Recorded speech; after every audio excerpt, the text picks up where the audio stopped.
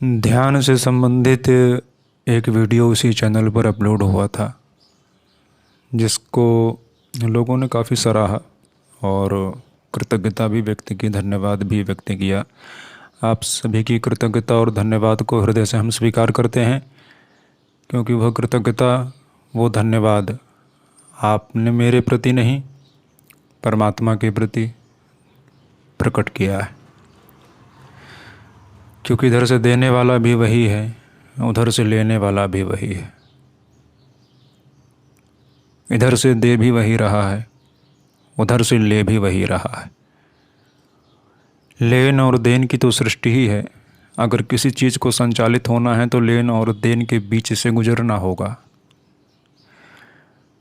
जहाँ लेन और देन दोनों समाप्त हो जाता है, वहीं पर चीज़ें पॉज हो जाती हैं, रुक जाती हैं, थम जाती हैं, ठहर जाती हैं, या कह दो सदा के लिए स्थिर हो जाती हैं। तुम्हें चाहिए तो किसी न किसी घट से तो वो मिल जाएगा। अब उसने तुम्हें देने के लिए मेरे घट का चुनाव किया, ये मेरा सौभाग्य है, ये उनकी कृपा है हम पर कि मेरे घट से उन्होंने तुम्हें दिया। इसके लिए सिर्फ तुम ही नहीं, आओ हम दोनों मिलकर परमात्मा का धन्यवाद करें। पहला धन्यवाद तो मेरा कि जो तुमने इस घट का चुनाव किया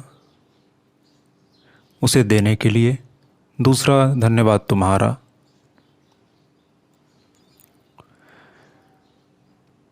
कि जो तुम्हारे अंदर प्यास जगी।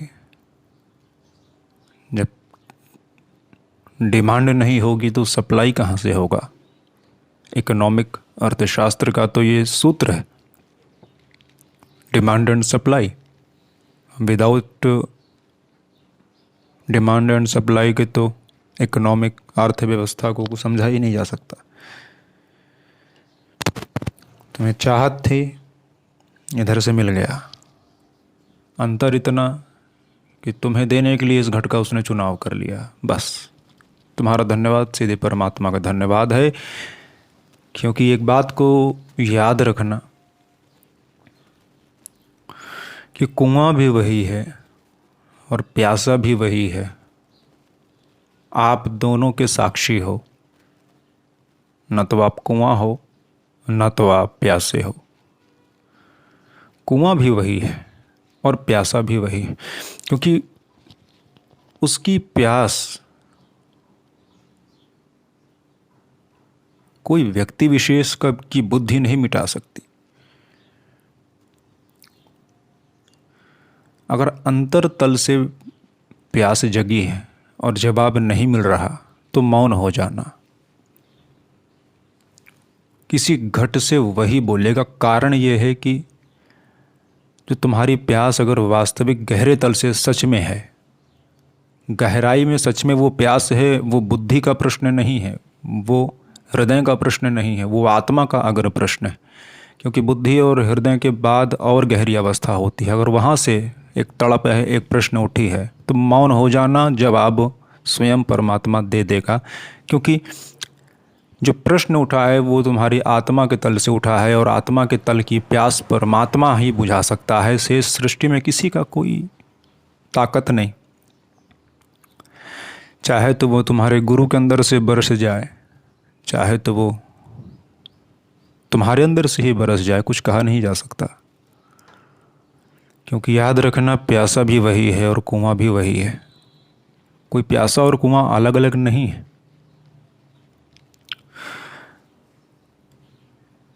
इसलिए धन्यवाद, अहोभाव, कृतज्ञता आदि जब आप व्यक्त करते हैं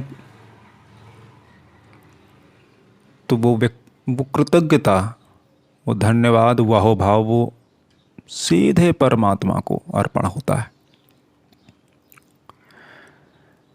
किसी घट पे फूल चढ़ाओगे तो उस घट के पास बह रही नदी उस फूल पुष्प को समेट के ले जाएगी अपने आप। प्रयास नहीं करना पड़ता कि नदी में ही फूल पुष्प डाला जाए, ऐसा प्रयास नहीं करना पड़ता।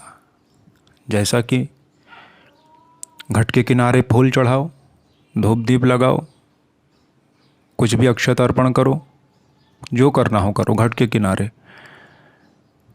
अब तुम नदी में डालो न डालो, देर सबेर नदी आएगी और उसको लेके चली जाएगी। उसी प्रकार जैसे अपने अंदर से तुम्हारी समस्या का समाधान या प्रश्न का समाधान मिल गया तुम्हें, तो तुमने इस घट का धन्यवाद किया। अब घट ही तुम्हारे सामने है तो तुम घट का ही धन्यवाद करोगे। घट का मतलब कोई व्यक्ति, वस्तु आदि जहाँ से तुम्हें समाधान हुआ, जहाँ से तुम्हें शांति हुई। लेकिन मूलतः वो घट का धन्यवाद ना होकर वो परमात्मा का धन्यवाद हो जाता है। ठीक उसी प्रकार वो घट की गाली ना होकर परमात्मा की तरफ चली जाती है। अगर तुमने किसी का अवहेलना, अनादर किया, गाली गलौज किया, कष्ट दिया, इसीलिए कहा जाता है कि अगर साधना में या किसी क्रम में आगे बढ़ना है तो अंदर से इतना विवेक जरूर रखना कि किसी को तुमने कुछ गाली गलौज किया तो याद रखना वो घट को गाली गलौज ना पढ़ के सीधे कहाँ पड़ रही है, दृष्टि उधर होनी चाहिए। बहुत ज़्यादा खुल के नहीं कहेंगे, समझदार हो। अगर किसी का सम्मान किया तो किसी मनुष्य का सम्मान नहीं हो रहा है, वो सीधे अंदर का सम्मान हो रहा है। क्योंकि याद रखना घट के ठीक किनारे सागर बह रहा है और जो घट को अर्पण करोगे वो सागर को अर्पण हो ही जाएगा। उसके लिए मेहनत नहीं करनी, सच्ची बात बता रहे। तो जो अर्पण करोगे घट को वो मिल जाएगा।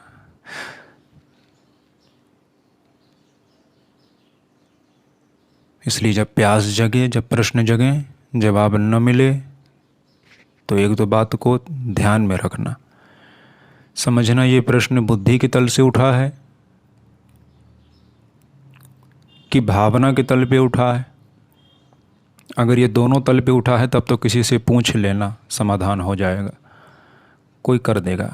क्योंकि बुद्धि के तल का प्रश्न कोई विवेकवान, कोई आपसे ज़्यादा बुद्धि का व्यक्ति, विवेकी व्यक्ति कर देगा। भावना के तल पे उठा है तो भी समाधान हो जाएगा, पूछ लेना। लेकिन अगर न तो वो भावना के तल पे है और न तो बौद्धिक तल पे है, वो गहरे तल पे है, तो मौन हो जाना, उस प्रश्न का उत्तर ढूंढने की भी कोशिश मत करना। और उस प्रश्न को बार बार जानबूझकर उठाना भी नहीं। स्वभावतः वो उठेगा अपने आप। और जो प्रश्न स्वभावतः बार बार उठे वही वास्तव में प्रश्न होता है। जिसे उठाया ना जाए, जो स्वभावतः उठे, वही प्रश्न होता है। बाकी तो बुद्धि और भावना के तल पे जो भी प्रश्न आते हैं वो तो बुद्धि और भावना के तल के होते हैं। और परमात्मा बुद्धि और भावना के तल के पार की विषय वस्तु है। विषय वस्तु का अर्थ परमात्मा विषय वस्तु नहीं है। ये बिंदु, ये टॉपिक, उसको विषय वस्तु यहाँ पर कहा गया है। तो परमात्मा सिर्फ बुद्धि और भावना से, हाँ एक बात जरूर यहाँ पे कि बुद्धि से विचार किया जा सकता है उसके बारे में, भावना से या तो कहो बुद्धि के तल पे उस जगत में प्रवेश करो या भावना के तल पे उस जगत में प्रवेश करो।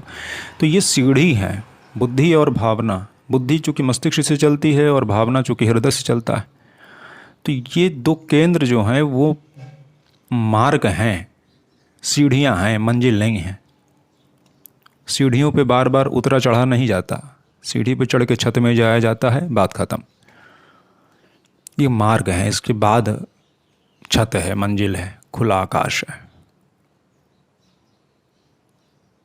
तो जब प्रश्न उठे, जांच लीजिए बुद्धि के तल पे है कि आत्मा के तल पे है कि भावना के तल पे है। जो आत्मा के तल से उठेगा उसके लिए पूछने की तुम्हें आवश्यकता नहीं है। तो मौन रहना, तुम्हारे पास उत्तर चल के आएगा। क्योंकि जो अपने आप उठता है वो तुम्हारी आत्मा की प्यास है, और जो आत्मा की प्यास है वो परमात्मा बुझा सकता है, सृष्टि में कोई और नहीं। या तो गुरु के द्वारा बरसेंगे परमात्मा, या तो किसी के कहीं से भी बरस जाएंगे। लेकिन जहाँ से भी बरसें, बस तुम अपना पात्र खोल लेना, मुंह अपना खोल लेना, ताकि ठीक प्रकार से जो बूंद गिरे वो पड़ जाए। खुले रहना, बस बरस कहीं से भी सकता है। जिद मत पालना कि हमें यहीं से चाहिए। क्योंकि उसके बरसने की कोई सीमा नहीं, कोई स्थान पक्का नहीं, कोई विषय वस्तु पक्का नहीं। जिद मत करना कि मुझे यही जवाब यहीं से चाहिए, ऐसा जिद भी मत करना, क्योंकि जब वो सर्वत्र है तो वो कहीं से भी बरस सकता है, और जहाँ से बरसे स्वीकार कर लेना। बस इतना ही तुम्हारा काम है। कुआं भी वही है, प्यासा भी वही है, इस बात को हमेशा याद रखना। तुम साक्षी बन के दोनों चीज़ों को देखना। राम राम।